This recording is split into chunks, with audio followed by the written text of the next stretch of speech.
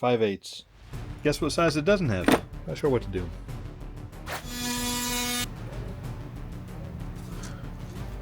Oh shit. That is wet.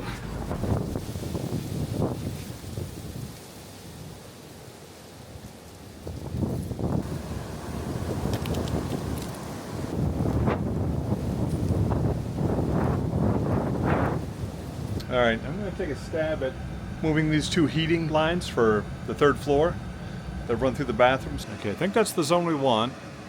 Shut off the in-feed. Well, let me just crack this valve and see what happens. Well, water coming out, but apparently my hose isn't tight enough. There, let's try that again.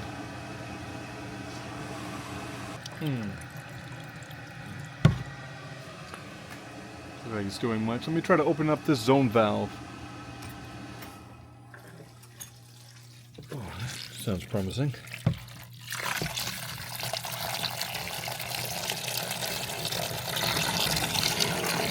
Alright, it's done draining, so I'm gonna go upstairs and cut the pipe. I really don't have a good feeling about this. Doesn't give me the warm and fuzzies. Let's go see what happens. Alright, what do you think? Why does that one feel warm? And this one doesn't. Alright, let's get my bucket ready because, like I said, I don't have a good feeling about this.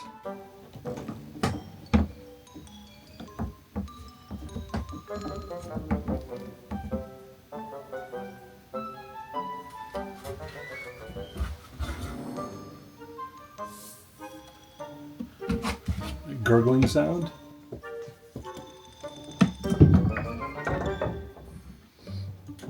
Wow, alright. That makes me feel a little better. I don't know why this one feels warm though. Oh boy. Nope, that does not look good.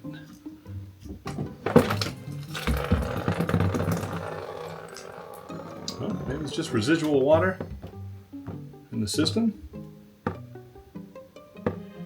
Alright, that was a success. Alright, we cut that one off.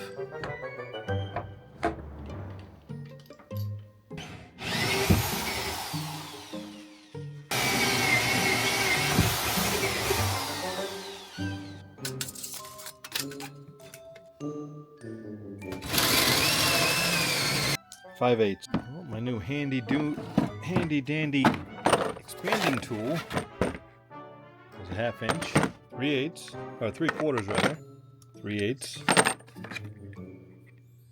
And 1 inch. Guess what size it doesn't have? 5/8. So, not sure what to do. Unfortunately, the two lines that were affected are the ones that supply heat to Maddox's room on the 3rd floor. So after going 4 days without heat, and considering the tight spaces we're dealing with here, and also the fact that Maddox will be attending trade school this fall to study plumbing, it kind of justified buying an electric expander tool. It was on sale with a $150 discount, so it seemed like the right move. Plus, once I'm finished with it, I can pass the tool on to Maddox for his future career in plumbing.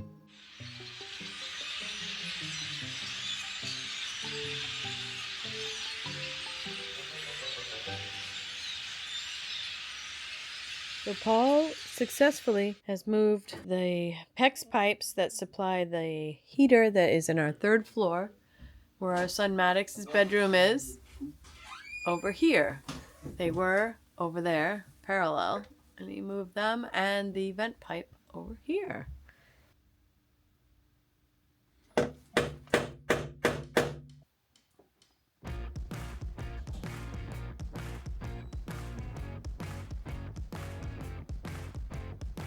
You want to see what happens when you drop a impact driver from the top of the ladder that it was resting on into an open ceiling bay down below?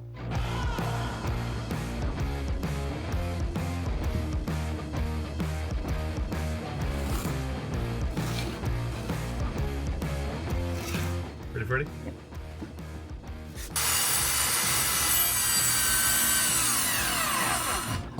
It's quite a few nails. I'm like, what are you cutting? Good thing this is a crappy blade.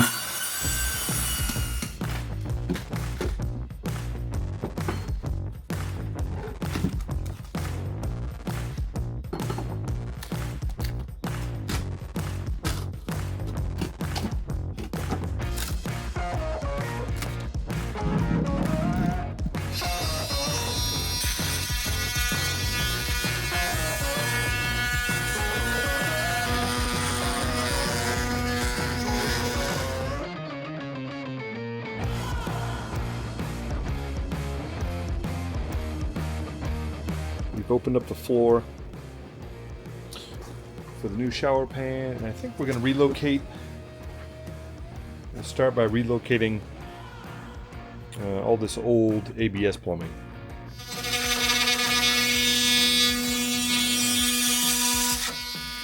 Dry so far.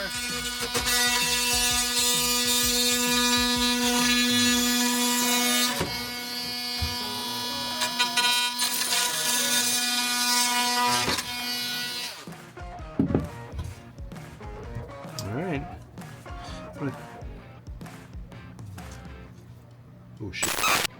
That is wet. Well, I told you. No, it's leaking. Leaking like hard leaking? Like we Yep. need a pan? Yep.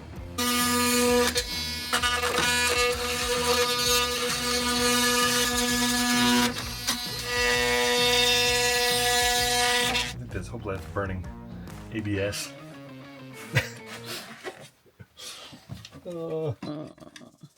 Maybe use your tool to get that little lip cut off. I don't think you want to shake that pipe. No, I think you're right.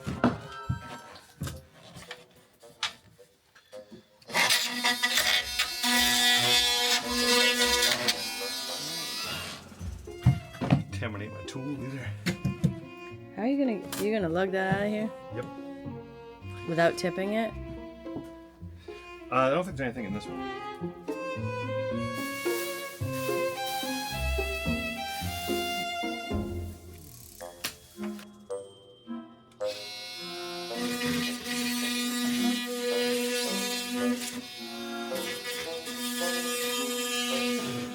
Well, unfortunately, when we cut that pipe, we didn't realize it's still tied into the bathroom next door, so we are definitely under the gun now to get this done today. So all the old ABS is out, so now we have to plumb, put the trap in for the shower, come over, we have to actually hook up the plumbing for the toilet, and then tie into the existing 3-inch drain, which we'll need to cut down below in the wall. I think yep, free. Oh, there you Look at that, that's a nice cut.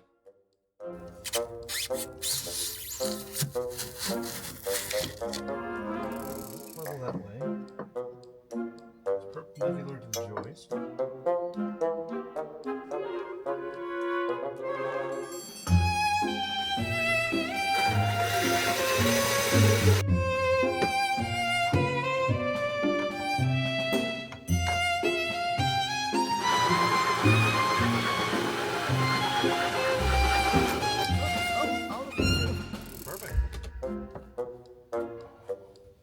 Holy crap. That's gonna work.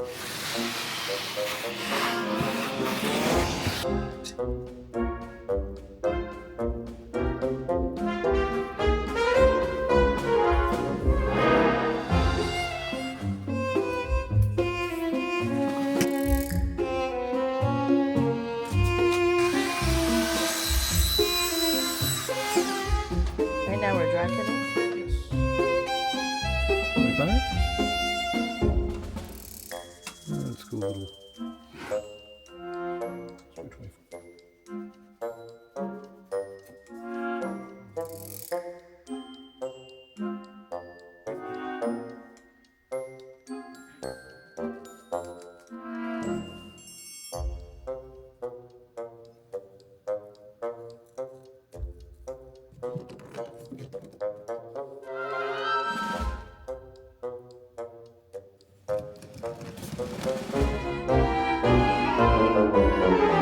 So we're cutting the old toilet line. Oh, please don't be wet. Ew, Nope. little drippies. Not bad. The water line for the toilet. Yes. So that we can reroute it from over there to over here. There it is. Look, water. Oh, a little water in it. Teeny bit. So it's gonna come over right about right.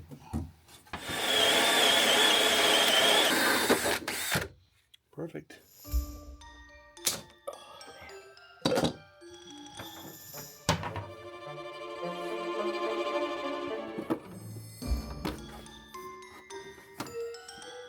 Oh, look at that. Perfect.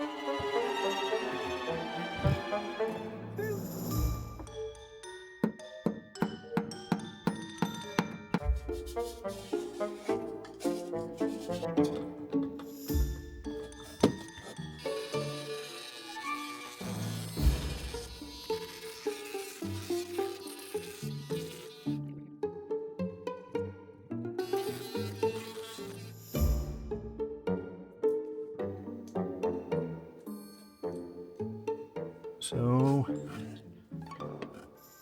that's a little too long. So we're going to take 5/8 of an inch off this fitting. I don't know if that's frowned upon, but it's going to work, I think.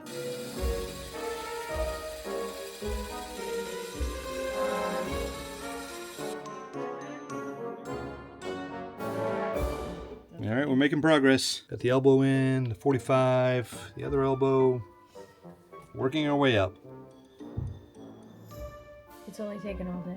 I know. We've spent more time driving to hardware stores than we have putting... Over New Hampshire and then to Concord, New Hampshire. Yeah, which is an hour round trip. Yeah, a little painful. It's been not a very productive day. PVC. Cleaning PVC. That's going into ABS. All right. We have some special cement, right? PVC to ABS. It's that one that's in the bag, right? Yes. On the nightstand. Where everybody keeps their PVC to ABS. Green transition cement. Transition cement belongs on everybody's nightstand. Sure. We never use this stuff again. Yep, ABS to PVC, green transition cement.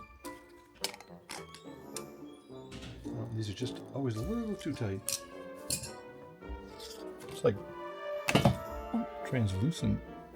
Translucent? Not translucent. Neon. Oh, I'm like, it's super green. Here, you hold that.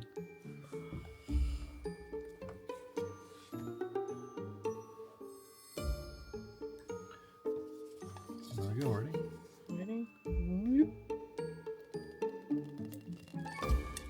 Oh, that's it.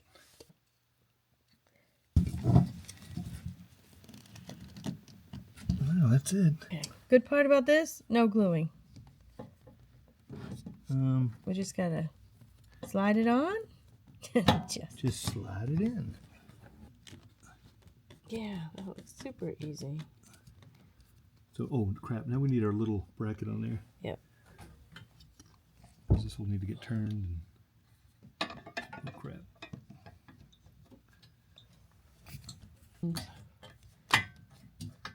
There we go. What are those things called? Just a clamp, pipe clamp. The clamps, yeah.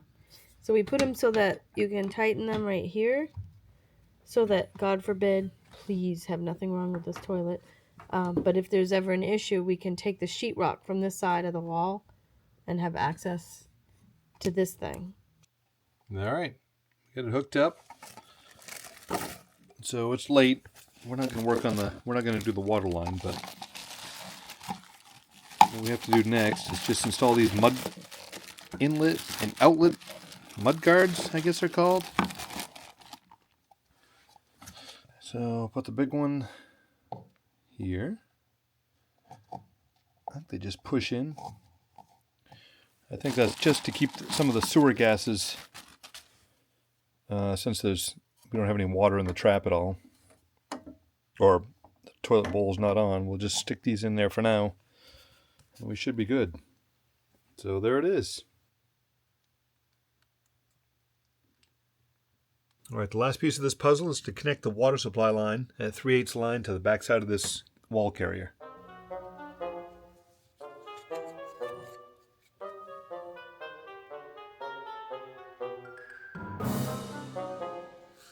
All right, I'll put some pipe dope on here.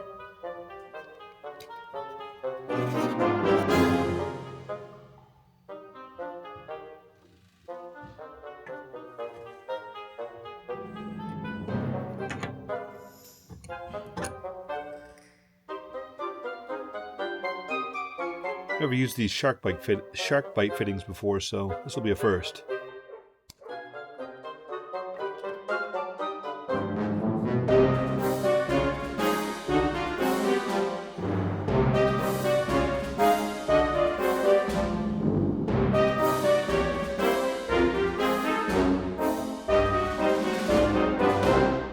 Looks good. I've shut this valve off. It goes to a supply line that's not connected to the tank yet, so I'm going to have Jayme turn on the fill valve downstairs in the manifold and check for leaks. This is what we're flushing out. And just open that up. And water's draining out of here. The instructions say to let it run for 1 or 2 minutes. I don't know why. Maybe to get debris out of the line, or Not sure, but... Master bath, cold toilet. Yep, just turn it, crack it like maybe a quarter of the way open. Yep, see water. Yeah, open it all the way up. Whoa, whoa, whoa, turn it down, turn it down. Holy Lord. That's a lot of pressure. Okay, maybe just, yeah, like that. Yeah, I think they just want to kind of purge the air and stuff out of the line. All right, thanks, babe. All right, water supply is hooked up successfully, no leaks. So the last step, I think, to put these studs in, and then this rough-in for the wall plate. So we'll get those in and check this off the list.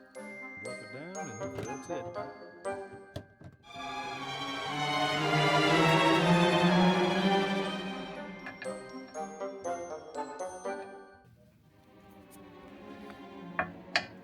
One end has a slot. I'm assuming that goes facing out. Instructions weren't very clear, but we can always change these if needed. Alright, we'll leave the guards on to protect the threads. Hallelujah.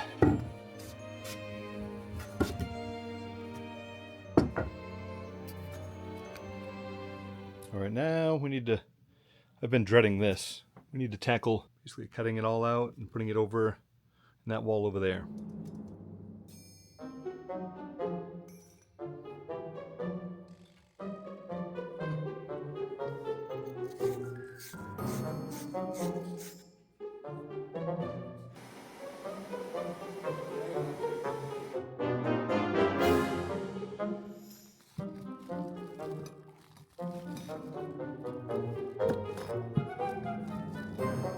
I've got the new PEX run, the PEX, PEX for the heating system, over 3 bays. I've started plumbing up my copper lines for the new radiator over there.